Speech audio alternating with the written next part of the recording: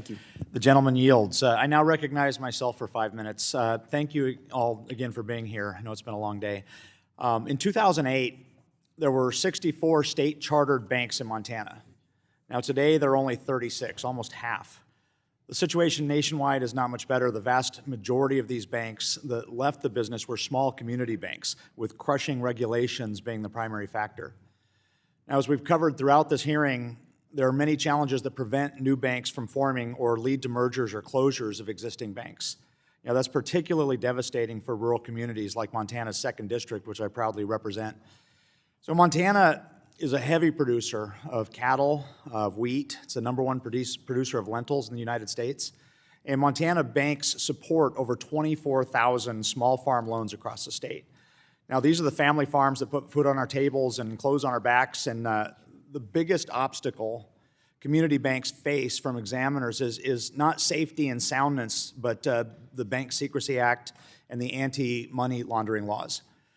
These laws have a role in preventing fraud, but are now far past the point of common sense. One bank in Montana with about $800 million in assets has 6 full-time employees doing compliance, roughly half of which is just spent on the BSA and the AML. So my first question, Ms. Owen or Mr. Kennedy, can you, either one of you, talk about the difficulties community banks face with our outdated BSA and AML laws? I'll start. We have 4 BSA officers, and I'm just under $500 million in size.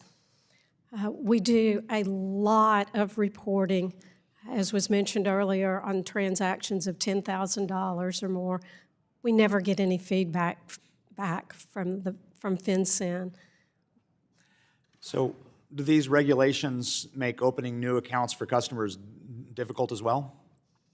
Absolutely. It takes a lot more time. You can't come in and quickly open an account. You might as well plan to be there for a while. Thank you. Ms. Romero-Rainey, what should Congress do to fix this?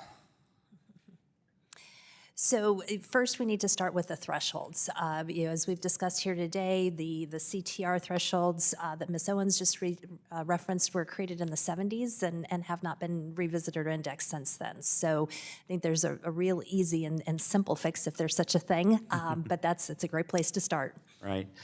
So thank you for these responses. It's clear that lawmakers and regulators need to do much more to ease the burden on our small banks. No one's hurt more by bank closures than the communities they serve. So I yield back. Thank you. So now I will